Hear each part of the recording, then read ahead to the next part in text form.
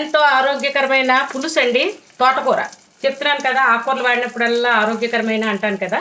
అంటే మనకి మెయిన్ ఇష్టంగా తీసుకోవాలండి ఖచ్చితంగా ఆకుకూరని. అయితే చాలా మంచిదండి పులుసు. తోటకూర పులుసు ఎలా చేస్తానంటే ఇవాళ మజ్జిగ వాడి చేస్తానండి. ఆల్రెడీ నేను చాలా రకాలు చేశాను, నా ఛానల్లో ఆల్రెడీ పోస్ట్ చేశానండి. చాలా మంచివి, ట్రై చేయండి, చాలా బాగుంటాయి. చెప్తున్నాను కదా, ఎప్పుడు పులుసులు జొన్నలు కానీ సజ్జలు కానీ వండుకున్నప్పుడు తీసుకుంటే కనుక ఆ చప్పదనాన్ని ఈ పులుపు కవర్ చేస్తుందండి. పులుసు అన్నాం కదా, పులుపు వాడతాం కదా, చాలా కమ్మగా ఉంటుందండి ఈ పులుసు.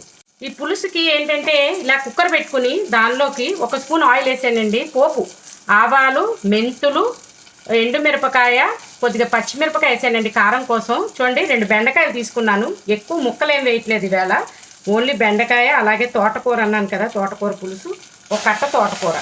పులుసుకైనా పప్పుకైనా చెప్తున్నాను కదా, ఎక్కువ దీన్ని ఏమంటారు ఆకుకూర ఎక్కువ వాడక్కర్లేదు. ఏంటంటే మెయిన్ ఏంటంటే 1 కట్ట అయితే సరిపోతుంది. అలాగే మనం తీసుకున్న చెప్పాను కదా మజ్జిగతో చేస్తానన్నాను కదండి, ఎప్పుడు చెప్తున్నాను కదా నేను మజ్జిగ మనం ముందుగా తీసుకుందాం అనుకున్న పౌడర్ లైక్ శనగపిండి కానీ వరిపిండి కానీ ఏదైతే ముందు ఇందులోనే కలిపేస్తే మజ్జిగ విరిగిపోదండి. దీన్ని ఒక కూత రానిచ్చేసినా ఇలాగా అప్పుడు విరగకుండా ఉంటుంది. పులుపు ఉంటే ఓకే, లేదు కదూ కొద్దిగా చింతపండు యాడ్ చేసుకుంటే పులుసు చాలా కమ్మగా ఉంటుంది. ఈ పులుసు చేసుకోవడం వెరీ సింపుల్ అండి. కుక్కర్లోనే కదా, 1 కూత 2 కూతలు రానిస్తే పులుసు అయిపోతుంది. ఆల్రెడీ మనం పోపు కూడా వేస్తాం కాబట్టి సర్వింగ్ బౌల్లోకి తీసుకుని వేడి రైస్తో కానీ జొన్నలు సజ్జలు ఏదో వండుకుంటే అది దాంతో తీసుకుంటే చాలా బాగుంటుంది. చూడండి ఎక్కువ ఇంగ్రీడియంట్స్ కూడా వాడలే కదా, ఇలా పెట్టుకుని చూడండి చాలా కమ్మగా ఉంటుంది.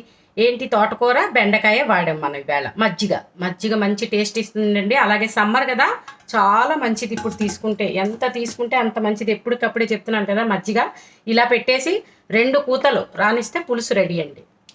కుక్కరు మూత చల్లారిన తర్వాత మనం చెప్పాను కదండి, సర్వింగ్ బౌల్లో తీసేసుకుని చక్కగా వేడి అన్నంతో తీసుకుంటే చాలా బాగుంటుందండి. సమ్మర్ రెసిపీ ఇది. యాక్చువల్గా మజ్జిగ ఎప్పటికప్పుడే చెప్తున్నాను కదా, ఎంత తీసుకుంటే అంత మంచిదండి. మీరందరూ కూడా పులుసు చాలా సింపుల్ కదండి, ఎవరైనా చేసుకోవచ్చు. బ్యాచిలర్స్ కానీ లేదంటే కొత్తగా పెళ్ళైన వాళ్ళు కానీ, అంటే రెసిపీస్ కొత్తగా వెరీ సింపుల్గా చేసుకునే వాళ్ళకి కావాలంటే కనుక ఈ పులుసు వెరీ ఈజీ అండి. అలాగే మంచి ఆరోగ్యం. మీరందరూ కూడా తప్పకుండా ట్రై చేసి మీకు ఎలా వచ్చిందో నాకు ఒక కామెంట్ పెట్టండి.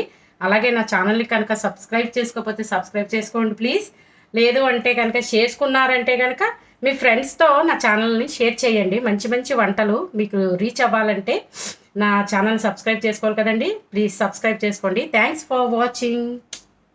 చివరిగా మంచి కొత్తిమీర వేసుకుని పులుసు మూత పెట్టుకుంటే కనుక మనం తీసుకునేటప్పుడు రైస్కి చాలా బాగుంటుందండి. మీరందరూ కూడా తప్పకుండా ట్రై చేయండి. మంచి కమ్మనైన పులుసు.